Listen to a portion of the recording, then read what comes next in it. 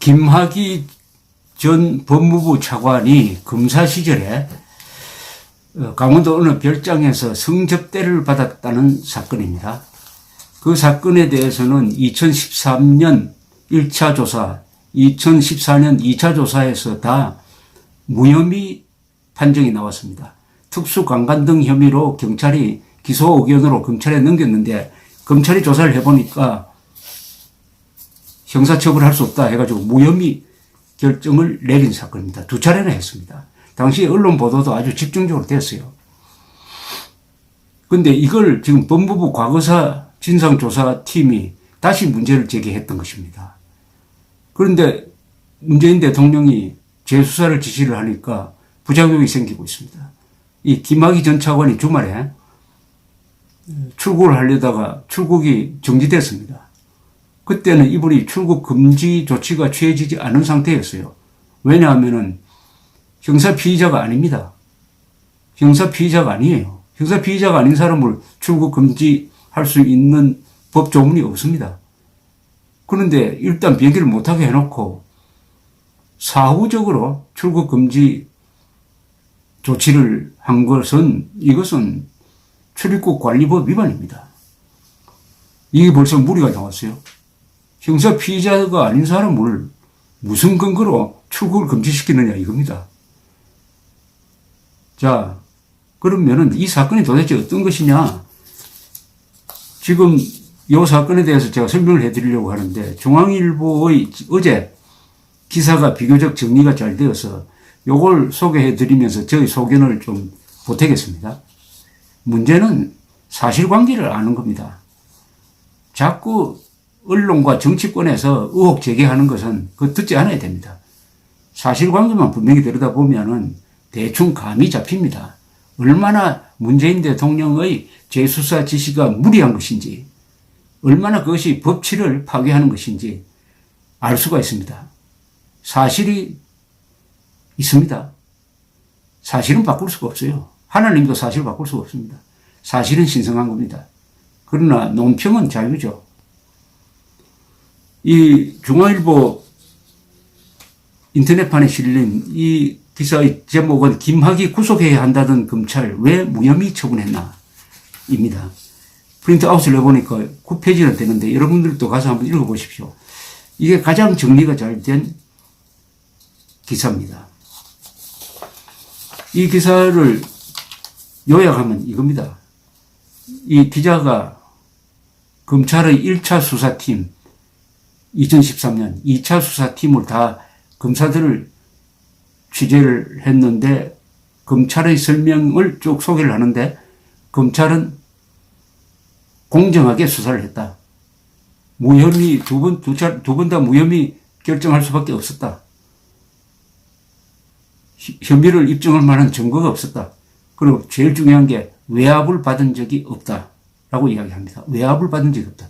지금 재수사의 초점은 외압이 있느냐 없느냐입니다. 외압이 없었으면은 두 차례의 무혐의 결정은 존중해야 되죠. 그런데 외압이 없었다고 딱 부러지게 이야기를 합니다. 이 경찰이 김학의 전 차관이 박근혜 정부 출범하고 법무부 차관으로 임명되자마자 경찰의 김학의 전 차관 별장 성접대 의혹 수사가 진행되는 바람에 이분이 한 일주일 지나지 않아가지고 곧 물러납니다. 그때 금방 장관으로 임명됐던 사람이 황교안 법무장관이었습니다. 그래서 지금 집권 세력에서는 또 일부 언론에서는 황교안 그리고 요사이 문재인 대통령의 딸과 사위와 관련된 폭로를 이어가고 있는 곽상도 당시 민정수석 두 사람이 외압을 행사한 것이 아니냐 이런 쪽으로 시나리오를 하나 만들어 가지고 공세를 펴고 있는데 제가 사실관계를 쭉 파악을 해보니까 그것은 조금 헛짚은 것 같아요. 헛짚은 것 같습니다. 그래서 경찰이 조사를 하고 그 다음에 이 경찰은 김학의 전 법무부 차관을 기소해야 된다. 뭐 특수강간 혐의까지 넣어가지고 기소해야 된다고 해가지고 검찰에 넘겼습니다. 그런데 검찰 검찰이 조사를 시작해 보니까 경찰에서 조사한 게 이게 잘못된 조사다 라는 판단을 해가지고 그해 가을에 무혐의 결정을 했는데 검찰도 처음 조사를 할 때는 그 동영상이 나옵니다. 그 여자와 남자가 뭐 같이 노래 부르고 껴안고 하는 그 동영상. 그래서 그 동영상에 나오는 남자는 김학의 전 차관이 맞다. 검찰도 그렇게 봤다는 겁니다. 그래서 처음에는 구속해야 한다는 이야기까지 나왔는데 조사를 해보니까 결론이 정반대로 나왔다. 그럼 이게 외압이 있어서 이렇게 된 거냐? 이 검찰 쪽의 주장은 그게 아니고 왜 무혐의 결정을 내릴 수밖에 없느냐? 그 이유는 피해를 입었다는, 그러니까 성폭행 또는 강간의 피해를 입었다는 피해자 진술의 신빙성이 부족하다. 증거가 불충분하다. 였다는 것입니다. 그러니까 중앙일보가 만난 당시 수사팀 관계자는 이렇게 이야기를 하고 있습니다. 경찰이 송치한 자료에 있던 100여 개의 통화 녹음 파일에 바로 무혐의 결정의 이유가 거기서 있었다는 겁니다. 뭐냐면 100여 개의 녹음 파일과 녹취록을 들어보았더니 김 전 차관과 이 윤모라는 이 업자입니다. 사람에 의해서 강간과 폭행, 상습, 강요 등의 피해를 입었다고 주장하던 최모, 권모 씨가 나눈 대화 내용이 녹음되어 있었던 거죠. 그런데 이 대화 내용을 들어보면은 윤중천을 엮어야 한다. 피해자를 두세 명 더 모아야 윤중천을 구속할 수 있다. 이런 이야기가 나와서 피해를 입었다는 두 여성의 진술이 허위다. 사전 모의를 했을 가능성이 있다. 이렇게 판단했다는 겁니다. 그런데 여기서 강간 등 피해를 입었다고 주장하는 최 씨는 바로 그 시점에 성폭행을 당했다고 주장하는 2008년 3월 자신의 삼촌을 윤 씨에게 운전기사로 소개해 준 사실이 있다. 그리고 최 씨, 권 씨, 피해자 둘이 통화하는 내용 중에는 윤중천과 나는 돈 문제만 빼면 그냥 인간적인 관계다 등등 이야기하는 걸로 봐서 강간 피해를 당했다고 볼 수가 없다. 이런 판단을 했다는 거예요. 그리고 김 전 차관과 이 업자 윤 씨 등으로부터 성폭행 및 불법 촬영 등의 피해를 입었다고 주장한 이모 씨도 조사를 했는데, 이모 여인도 조사를 했는데 역시 진술의 신빙성이 부족하다. 증거가 불충분하다고 판단했습니다. 당시 수사팀은 이 여인이 윤 씨로부터 명품숍 개업과 서울 역삼동의 전세 보증금 등 경제적 지원을 받았다. 이와 관련해 윤 씨가 이 씨를 횡령건으로 경찰에 고소했을 때도 성폭행이나 폭행, 성접대 강요 등의 진술을 전혀 하지 않았다.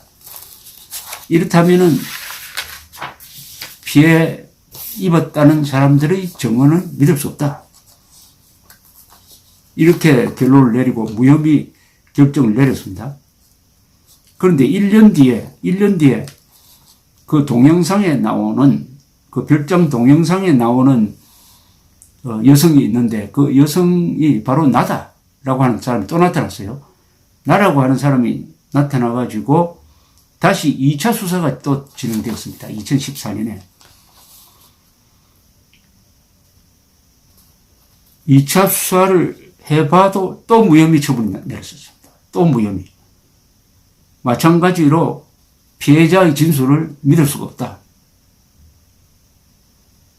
내가 그 동영상에 나오는 그 여자다라고 해도 동영상과 대조를 해봐도 그 여자라는 확정을 잡을 수가 없었다. 그러니까 여성의 신원을 특정할 수 없었다. 말하자면 김학의 전 차관임은 확실한 것 같은데 상대 여자가 누군지를 특정할 수가 없으니까 이게 뭐 강간 사건으로 구성할 수가 없었다. 그래서 무혐의 결정을 또 내렸다. 이런 이야기입니다.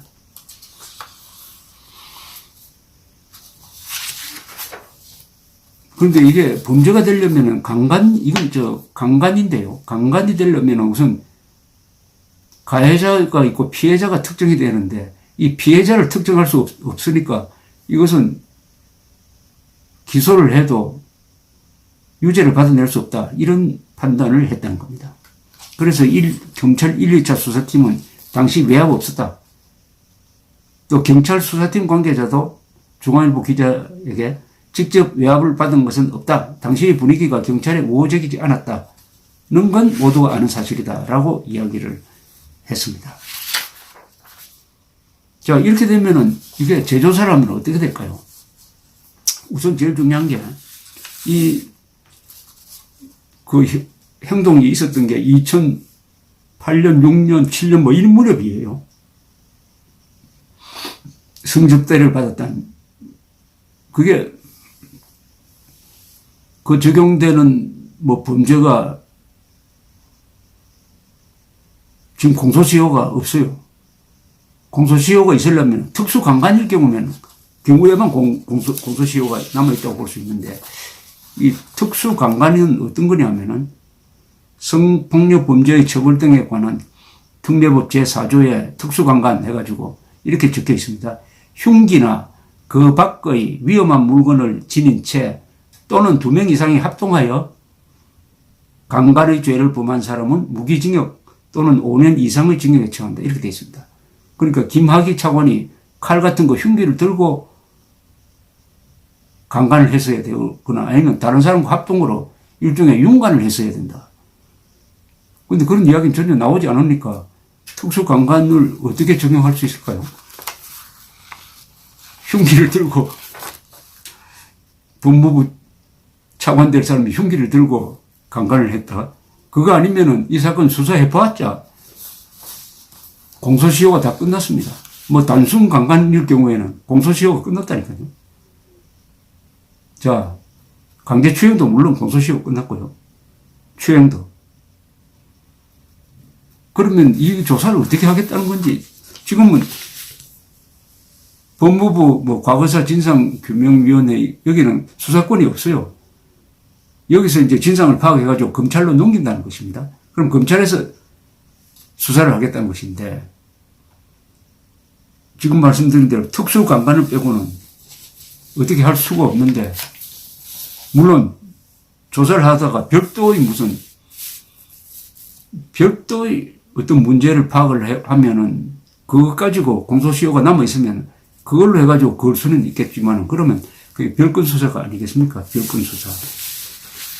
그런데 정치권에서는 지금 이것 가지고 이해찬 민주당 대표가 황교안 씨가 몰랐느냐 뭐 이런 식으로 문제를 제기하고 자유한국당 쪽에서는 당시 신문에 다 난 건데 황교안 법무장관이 모를 리가 있느냐. 그러나 그 수사에 아무 관계 없다. 그 수사를 한 사람은 당시에 최동욱 지금 여권이 좋아하는 최동욱 검찰총장이었지 않느냐. 최동욱 검찰총장한테 물어봐라. 이렇게 이야기를 하고 또 오늘은 보니까 뭐 여러 당이 나와가지고 황교안 씨 보고 뭐 공세를 펴고 황교안 씨는 황교안 죽이기에만 열을 올린다고 이렇게 응대를 하고 해서 냉정한 조사나 수사가 이거 좀 어렵게 됐습니다.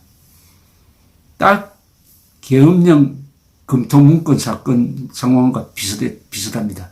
그때도 KBS, MBC, SBS, JTBC가 이게 마치 무슨 쿠데타나 되는 것처럼 촛불 사태를 병력으로 제압하려는 무슨 음모가 있었던 것처럼 몰고 갔지만은 수사를 해보니까 국방부 특별수사단이 수사를 해보니까 그런 거 발견하지 못했어요. 용두사미로 끝나고 말았습니다.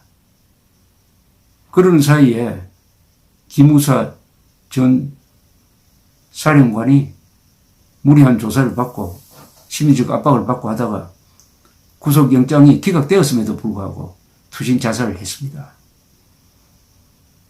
이 사건도 문재인 대통령이 들어서 가지고 더 복잡하게 만들고 말았습니다. 차분한 수사를 할 수 없도록 대통령이 불을 지르고 말았습니다. 거기에 정치권이 끼어들고 언론이 끼어들고 해가지고 앞으로 참 어지럽게 됐습니다. 국가나 정권을 맡은 사람이 선동에 나서면은 또 이것을 견제해야 할 언론까지 그 선동에 가담하면은 공동체는 무너집니다. 권력자가 선동꾼이 되면은 법치는 버텨내기가 참 어렵습니다. 이 맨정신을 가진 국민들이 이번에도 정신 차리면서 엉터리 보도할 때마다 반박을 하고 해야 합니다. 거짓말 세상이 되었습니다. 왜냐? 정권이 국가 공권력을 선동에 이용하기 때문입니다. 정권을 잡는다는 것은 법을 집행하는 당사자가 된다는 겁니다. 그 법을 자기 편을 감싸고 상대편을 괴롭히거나 제거하는데 그 법을 사용하게 되면 그때부터는 이 세상이 지옥으로 변합니다. 감사합니다.